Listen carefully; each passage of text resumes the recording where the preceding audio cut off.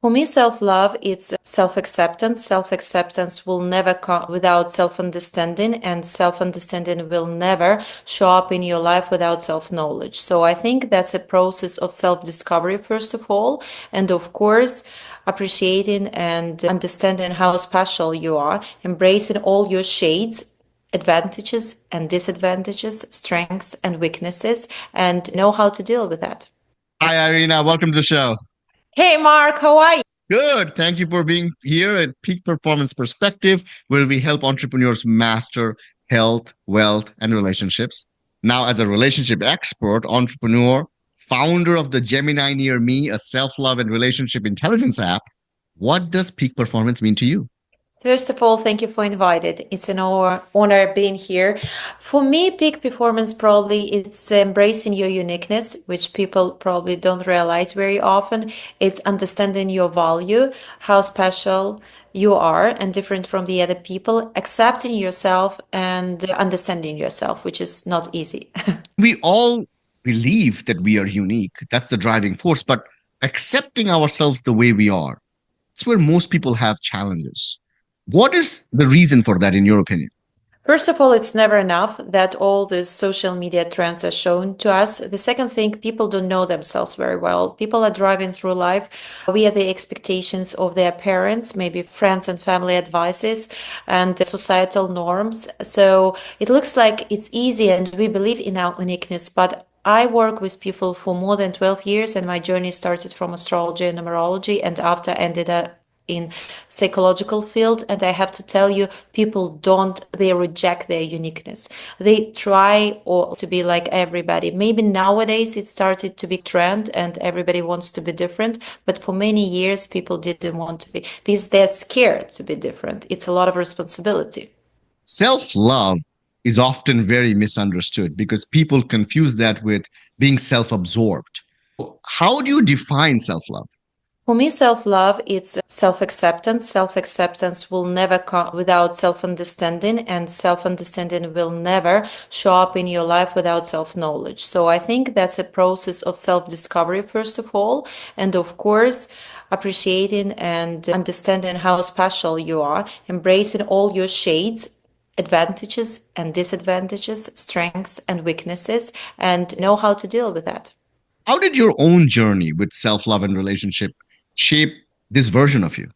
Started from the opposite, like in math sometimes you can get some mathematical results with the opposition. So I had a very bad destructive marriage full of emotional abuse, and I understand, I learned my lesson, and I came from a lot of love between my parents, so I have no idea how I got there, but I did it. And I realized what kind of relationships you don't have to have with your prospective date or potential partner. And it was not easy. I got divorced and I went into the therapy for 3 years. So my lesson was learned in a tough way. And after I ended up being getting my master's degree in psychology after years, because I realized that this tool helped me a lot. So I wanted to show to people how powerful it could be if you work on yourself and if you do your self evaluation and you reflect on your feelings. Looking back at your own life, I'm sure you would have wanted to do something different in your life so you didn't end up in therapy 3 years later. What advice would you have given yourself back then if this was the version of Iryna advising that older version? Absolutely. Yes, I would say focus on yourself, not to be well-centered or narcissistic, as people now misunderstanding what self-love is. Self-love is self-care and self-love is self-value. It's more about appreciating yourself, respecting yourself, and not agreeing to things that with your physical body, who is our best friend, and your gut feeling, you feel it's not for you, but for some reason, because of shame, because of guilt, because of something else, which is destructive emotion, I agreed on things being in a bad marriage. Maybe because I promised to get married, and sometimes we follow our promises, but we are not following our calling and our intuition. So I would say always listen to your heart and always be yourself and never agree to things that you already know wouldn't make you happy. So this is a concept that is just one of those things that is so easy to talk about, but very difficult to look into your own life and say, okay, this is the boundary.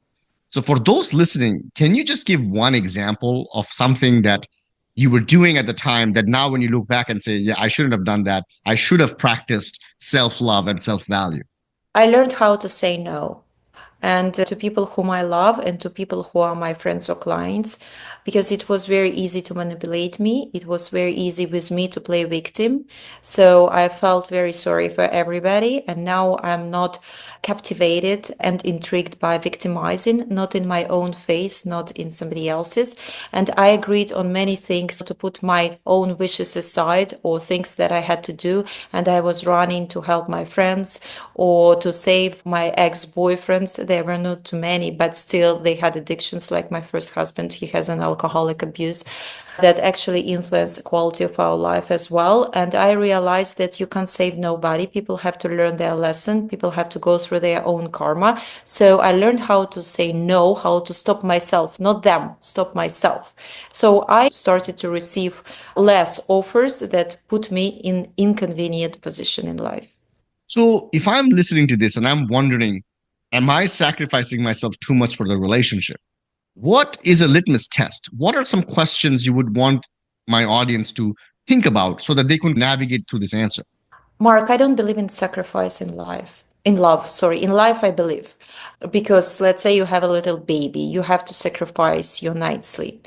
Or you have a startup, you have to sacrifice maybe playing golf or tennis sometimes. But you're doing that, it's a limited thing. Or if your beloved one got sick and you need to sacrifice going out and travel in the world because now it's need because that's your main task to help your chosen one to recover. But if we are talking about normal relationship that are not going through trial and things that people are manipulating, what sacrifice could be? If you appreciate your partner, if you appreciate yourself, where is the sacrifice is taking place? Why do you need to sacrifice? But don't relationships come with a certain responsibility, even with spouses? And sometimes we get caught up in the responsibility and perhaps we give a little too much. So, how do we draw that line? I give you an example. My husband is absolutely addicted to our puppies. He's a big animal person. I am as well, but I'm less. I think I deal with people very well, and he deals with animals very well, with pets. So now I suppose to go and be a good mother. Okay, but I'm sitting here and doing podcast with you, and he doesn't make me sacrifice because absolutely love broadcasting, absolutely love what I'm doing, my mission, my calling, my counseling, my career, our Gemini Near Me app that we launched together. And he doesn't make me sacrifice playing a good mother because tomorrow I will take care of his real mother and bring her to hospitals and he will do his own business. So I think here everybody is healthy, okay? Sacrifice is not needed. So I think that's respecting. He respects that I'm busy here with you and he told me no problem, just do your thing, I'll take care of puppies. And tomorrow I give him the day to do what he wants and I take care of his mother as my own mother. So it's not sacrificing, it's just understanding what is your priority to today, what's your schedule, how do we delegate, how we manage it, because we are a team, because we are partners, because we are family. What would you say is a predictor to a long term relationship success? Be yourself. Yes, my husband told me he's Gemini. For those who know what are Gemini, they are absolutely gifted, talented, and great communicators, and very open mind and friendly and easygoing. But like I'm Pisces, it's a double sign, and he's Gemini, it's double sign. And at the beginning, he was after divorce. He was separated for 5 years, and but still traumatized by divorce, probably. And he had some kind of leftovers of his feelings and reflections.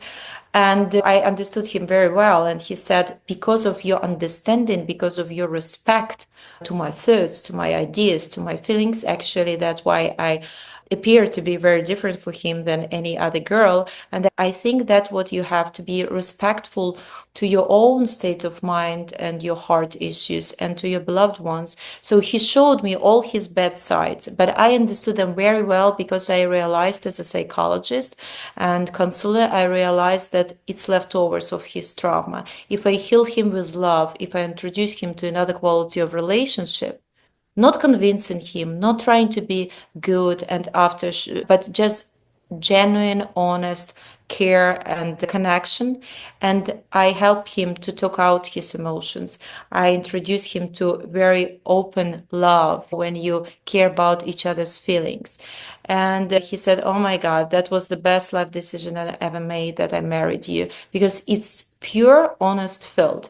And if I'm in a bad mood, he sees this in a second because he knows me very well. So I can't hide it.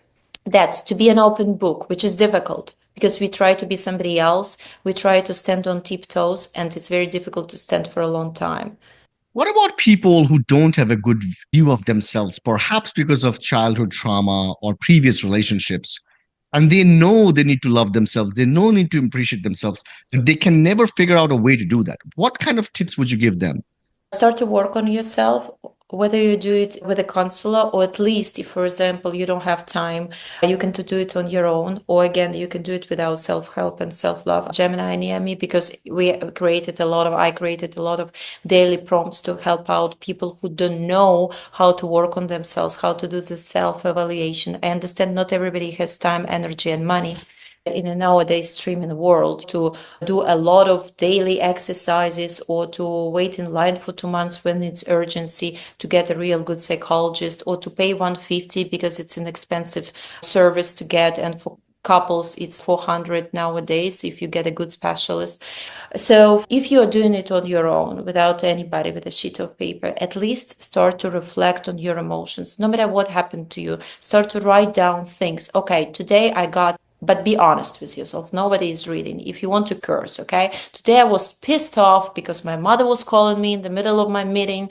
And I don't know, I was so annoyed. She doesn't care, doesn't respect my schedule. She thinks I'm a baby. Whatever. It could be different type of situation. Or my friends feel like I own them something. Or my wife is never satisfied, never pleased, never enough. So write down everything, and write down not actually what happened, but what you felt. Was it guilt? Was it shame? Was it sadness? Was it gloom? Was it disappointment? What was it? Recognize your emotions, and after underline, and you will see, Mark, or people who are listening to us, you will see that most of the time you experience the same emotion. And unfortunately, most of the time you're reacting in the same way. That's where you come to inner child trauma. Because somewhere else, maybe being 5 or 6, you learned how to react on gloom, how to react on sadness, how to react on disappointment. And whether you freeze, or whether you run away, or whether you just observe it without participation and eat it, and you will see, no matter what happened in your love or career life or with your friends, you react the same way to the same type, not circumstances, but feelings. What was the turning point in your life and career that inspired you to create the Gemini Near Me app? Loss of my father, and fighting prayer for 8 years for his life, because I've seen a lot of ups and downs, and it ended up with a tragic death.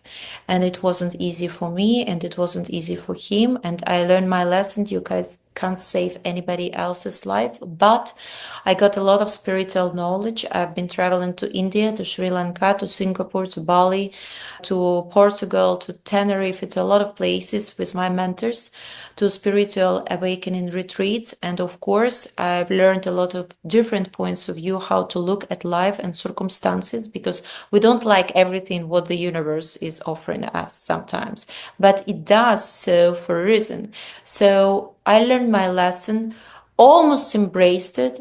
I'm still a human. Nobody is saint here.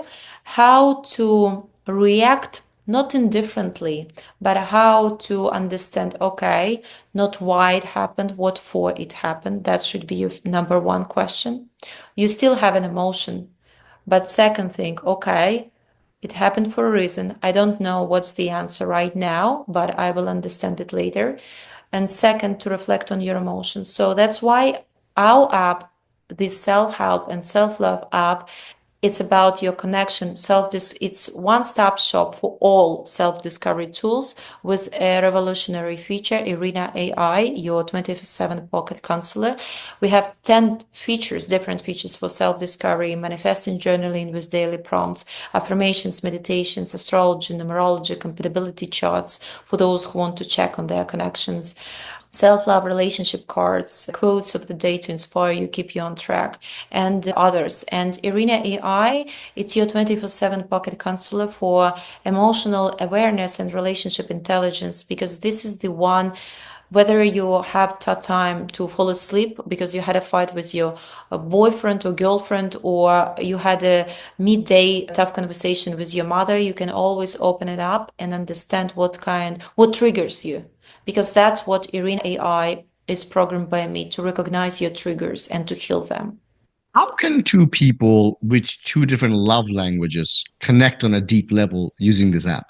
They have to work on themselves. We have two categories, self-love and smart together. So it is built up for individual usage. It's for one person. But let's say if you're the one who decided to navigate the relationships and you're more into spiritual awakening growth and you want to bring it to your love life, you have a category smart together, where we have everything, daily prompts for two to strengthen your bond and genuine connection, meditations for two, whatever. It could be a prayer for a baby, it could be a prayer to settle your conflict after the fight, or conflict resolution, or how we have as well, which I missed, relationship intelligence pre-recorded classes. So you don't need to jump out on YouTube, another platform, because all main questions are covered already.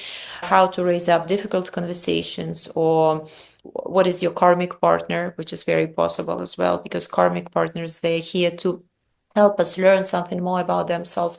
So this category, Smart Together, helps you a lot with, again, all in one place, different tools for self-discovery, because I created uncomfortable questions for both sides, when you can understand more things about yourself, dive into yourself, and after you can speak it up.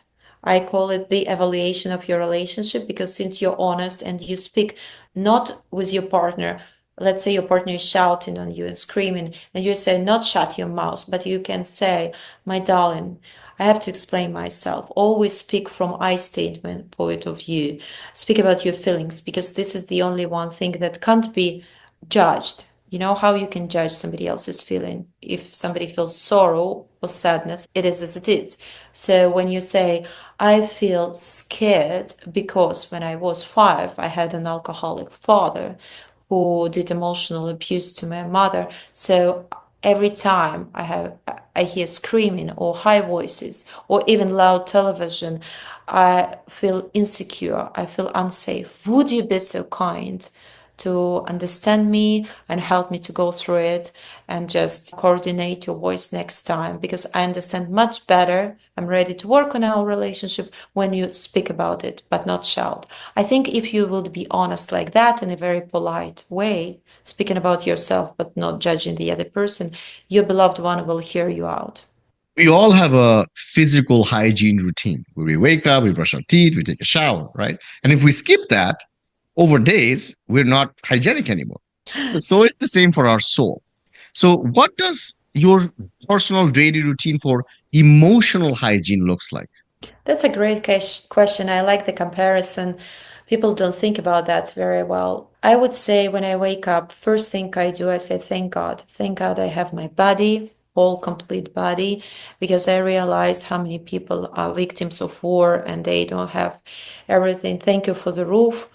Thank you for the home. Thank you, first of all, for my one parent alive, for my dear husband who is laying next to me. Thank you for puppies. I think about everything. It takes 1 minute. I thank for that I woke up. And second, I always light a candle because I like the energy shift. and cleanse at home. While I'm making the breakfast, I put intention in the food to be a good day, to be a good, blessed of good things. And I play with my puppies. Not everybody has this, but I go to pray to Buddha. I know I'm Christian, I don't mix it up with religion, but for me, meditation, it's a separate process apart from your prayer. And to put my unconscious and conscious in balance. That's what is the purpose of the meditation. So I do my meditation and I do my prayer. That's my energy cleanse at home. And during the day, if needed, I always reflect with the journaling on my feelings because I always work on myself, even through my clients, because I meet different situations and every client brings you your own experience. You understand from every single person and life circumstances, you can pick up another puzzle of yourself. What is your go to practice when you are feeling disconnected from yourself? Days are hard, these practice, the morning rituals are not coming naturally. How do you get back into the rhythm? I don't do sports at these days. I have these tough days, which sometimes I have days with lack of sleep, nights with lack of sleep. And I know I stopped to fight with insomnia because I realized it's probably angels are trying to tell me something. So I have it for a reason, for another maybe energy evaluation, because now it's era of Aquarius and it's a huge energy shift on the planet and people finally waking up. And these days, I put everything aside. I'm not ashamed to say no to people, even with those, because it's very rare thing that I don't keep my promises. I call and let people know upfront that today I can't show up on podcasts or do a meeting or something.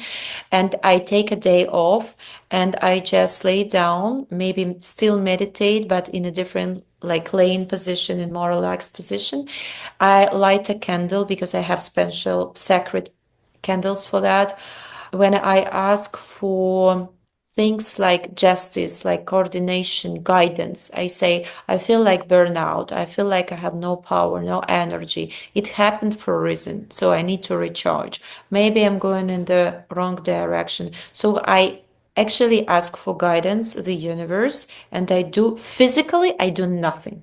I exclude everything from my schedule because it never happens to me. I'm the battery, like I'm always doing something. I'm emptying myself. If needed, I do the cleanse of home or wardrobe just to get rid of energy that doesn't serve me anymore. And I can do reading as well because it switches my mind.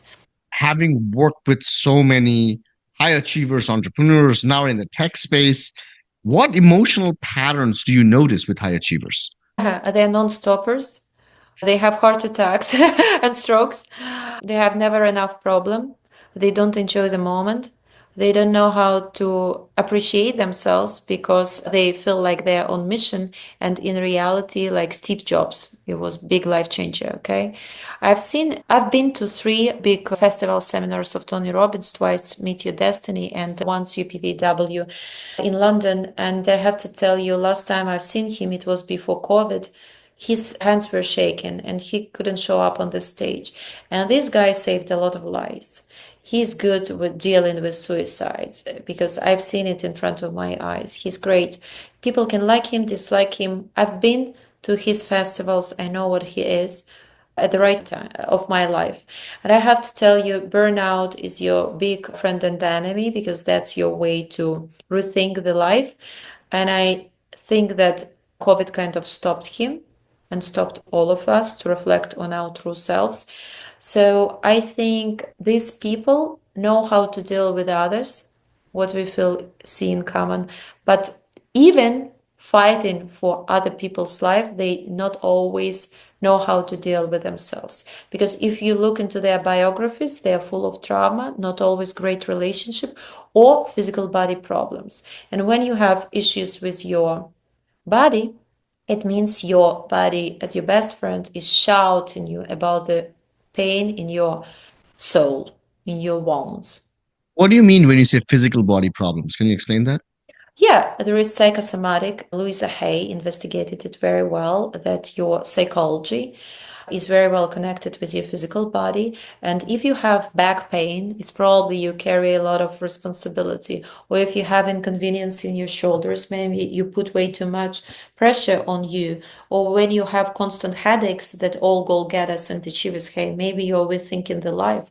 When you have liver problem, maybe you have a lot of offenses or keep grudges. So every organ is related to your feelings or emotions. And when people are trying to fix it with the tablets, they don't think that probably they have to deep dive into themselves and think about how their soul is suffering, that their body has to scream.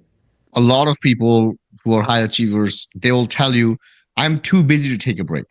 Sometimes they Mm. want to take a break, but they convince themselves that they're so busy that there isn't an option. What advice would you give them if they're listening to this? No, I would ask them, busy with what? And Busy with business, busy with responsibilities. okay, yes, you say responsibilities for what? Why did you decide to have so many responsibilities? To make more money or to take care of your family? If you die, do you think you will your family will be happy? Or your business will thrive if you die? No. What's the point? What's your value? So is it getting deeper into the why, the value? That's the key. Yes, I would ask, what's your value? What is the value of your life? So if you are already broken, not physically, maybe you're a billionaire. I knew one billionaire. Unbelievable. I've seen on these seminars a lot of successful people. One billionaire was scared to sleep because he's seen some phantoms and another. The other billionaire was so much overweight they couldn't actually even go to the restaurant because whole thing he was doing, he was laying in bed and eating. That was his self-protection from the society and compensation. So I have a question. Why do you need $1 billion? For what? To lay in bed? You can do that without $1 billion. Or, why maybe I think that we have to ask why we need it. Why do we need responsibility? Yes, that's the exercise. Exercise. Love it. How does one deal with doubt or imposter syndrome? Because that is something that affects entrepreneurs a lot as well. Especially as a founder in an emotional wellness space and entrepreneur yourself, how do you deal with it? How do you help your clients deal with it?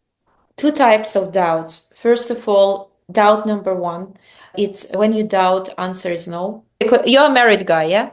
Yeah. Okay. So when you met your wife, did you know that it's her? After a while, yeah.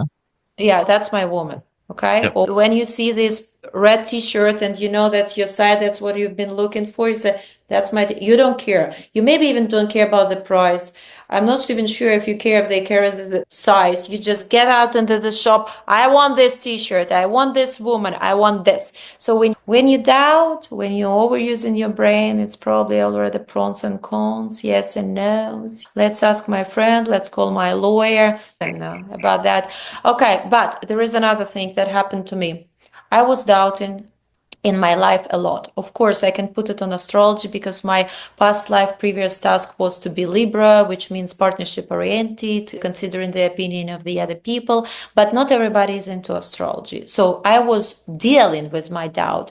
I think, listen, me look like I'm confident, look like I know what I'm doing, but why I'm doubting, let's say, what kind of polish do I do today? I listen, when I was younger, do I need to call my mother or ask my friends or Google what is trendy? No, I have to feel, I have to use my intuition, what I'm in the mood for today. That's what matters, not the trend, not the mother.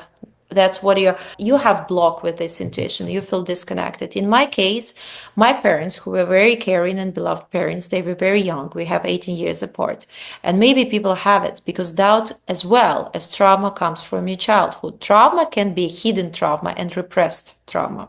Not everything is your father was beating you or your mother was an alcoholic, so you got a trauma. Trauma could be a good trauma. That's what happened to me. My parents were playing game with me. Whom do you love more, father or mother? Because they were 18 years old parents. So I was like, mommy or daddy, or mommy or daddy. Mark, I ended up sitting in the restaurant being 27 years old, young woman with my boyfriend. And he asked me, darling, what would you like to have tonight? Fish or meat? Fish or meat? Fish or meat? Where does it come from? From my childhood. Because I can't feel my body what I want tonight? Are you kidding me? Thank God I wasn't a psychologist by that time. I was just astrologist, numerologist, so I can put it on that. So I started to deal with myself because it was like hard to deal with Iryna. I didn't like myself by that time. Now I know everything. I know even if I may, and people who don't know how to make decision, they're scared of the wrong decision. That's why they're scared to make it. But what is right, what is wrong? Believe me, make wrong decisions. Why?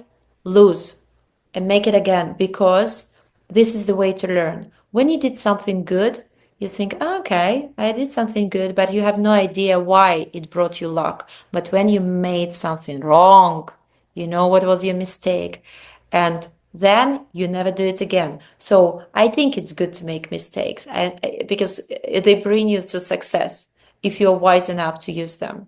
How has your understanding of love and relationships evolved over the years? I think that real love, first of all, it's mutual. Second, it's never ending.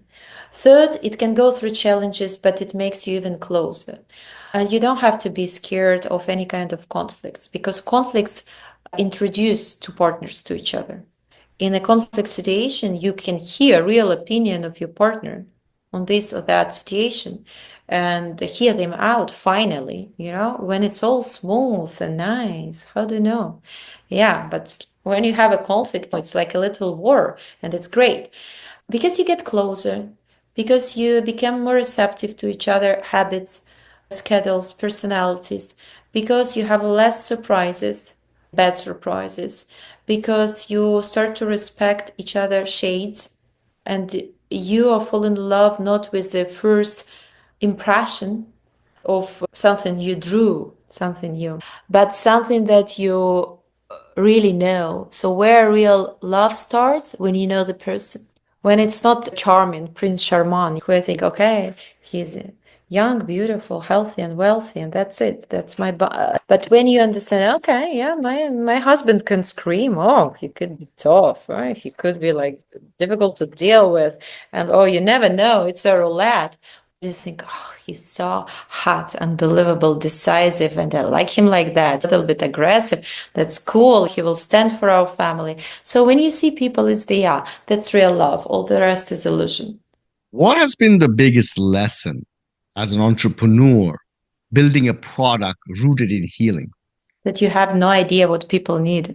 You think you do, Mark. I think, okay, I traveled the world. You kidding me?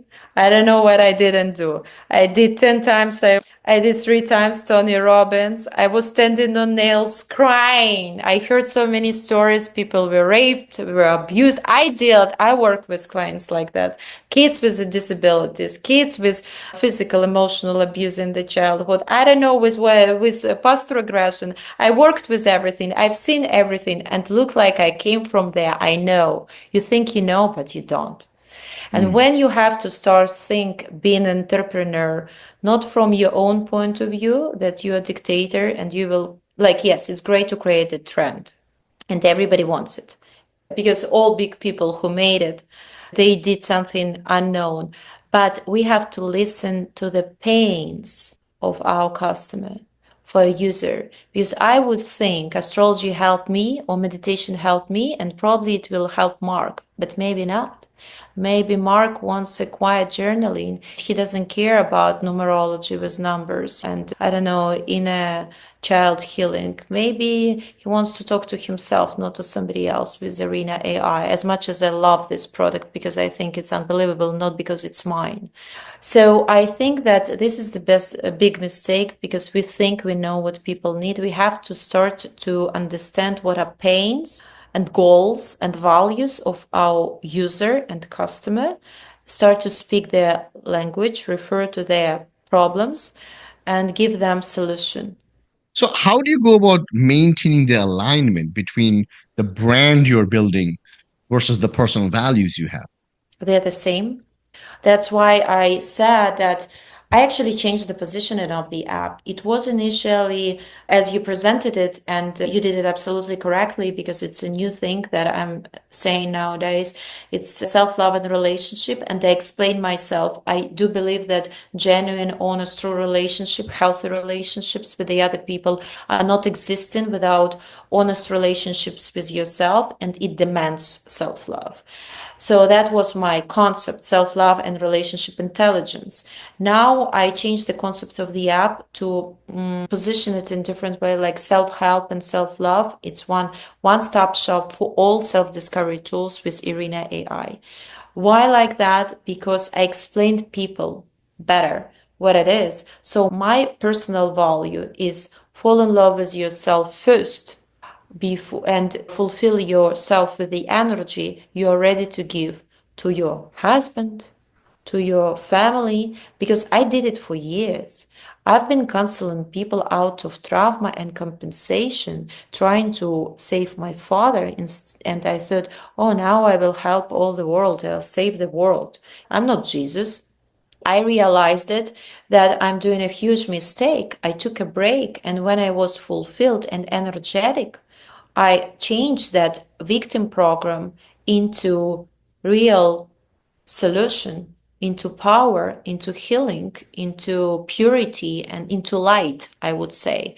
So now the concept of the app, self-help and self-love, help yourself, and they say in United States, and fall in love with yourself.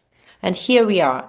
You'll help the world being that guy, like powerful and happy and free. What about everybody wants to be the best version of yourself? What about to be happy and free version of yourself? That's what this app is about. And that's why I think that my value about being yourself and the app value, be yourself, this is absolutely the same. If you had the attention of the world for 1 minute, what message would you like to share about self love or love in relationships? Be passionate and curious about yourself. You're the only person who spent all life with yourself. All the rest is events, circumstances, karma, and whatever you want to interact into your life. But you're the one. Concentrate on yourself. What's one question people should ask themselves before getting into a relationship? What I'm doing here on the earth. And it's strange because you would tell me how your calling is connected to your relationship. It's a direct connection. Because if you're doing your thing on the planet, all doors are opening, including love as a benefit, as a gift. We opened the podcast with you telling a story about your past abusive relationship and how that put you to therapy. And I asked you, what would you advise yourself if you were back then? But let me ask you a different question now. If a younger version of you could see you right now, what would she be the most proud of? Unpredictable. Proud of? I thought what I have to advise myself being young because I wish I returned my unpredictiveness.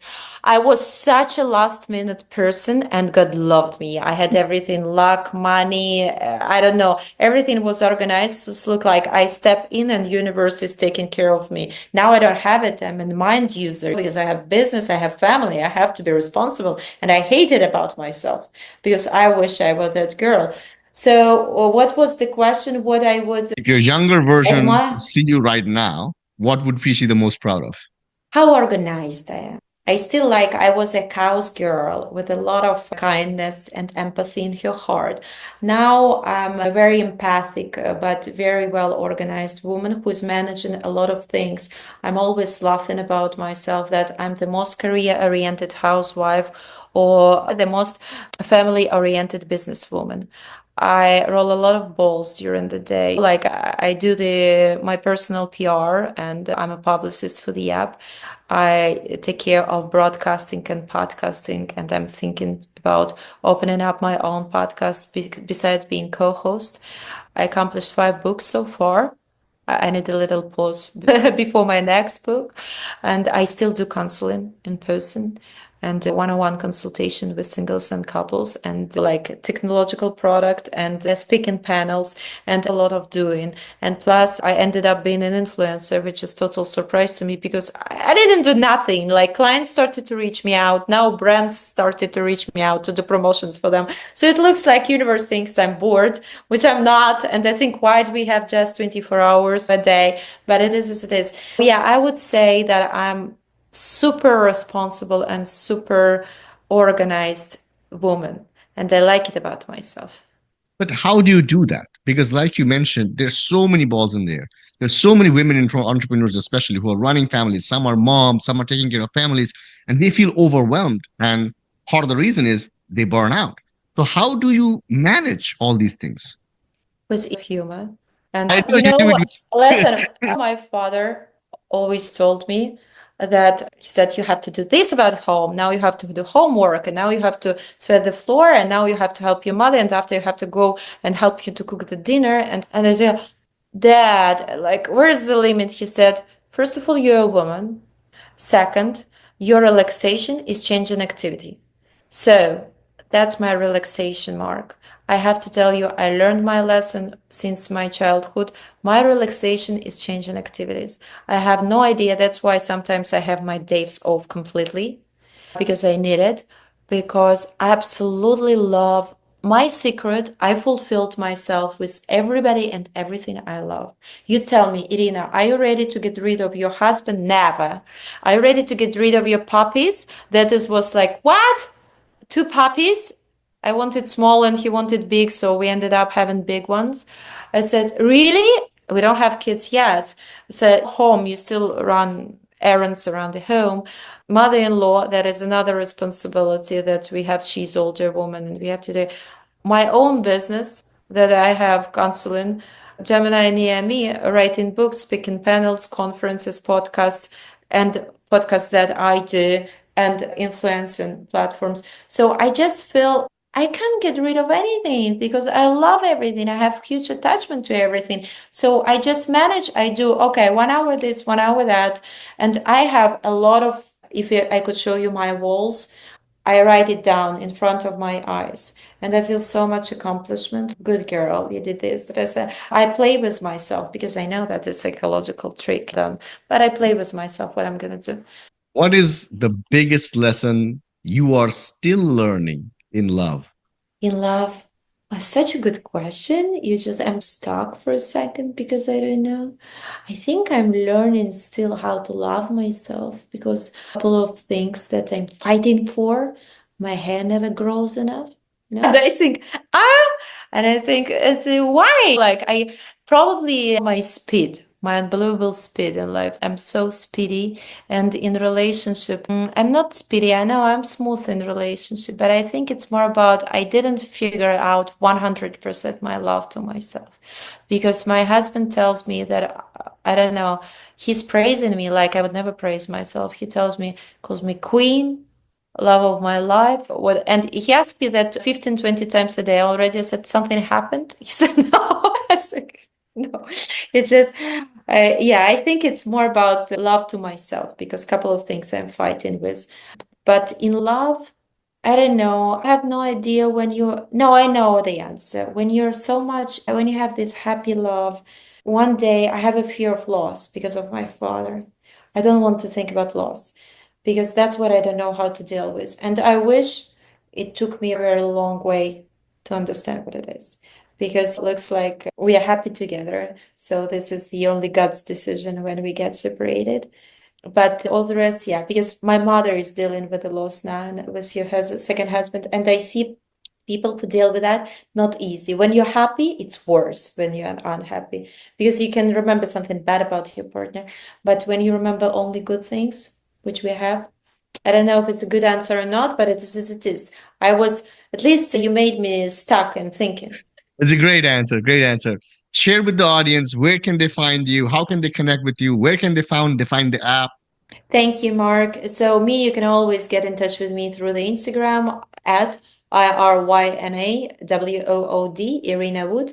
The same name all over the place. LinkedIn, Instagram, Twitter, Facebook, YouTube, and my website, or better, I probably would give the website of the app, www.gemininearme.com, or you just, it's available for Android and Apple users with 7 days free trial.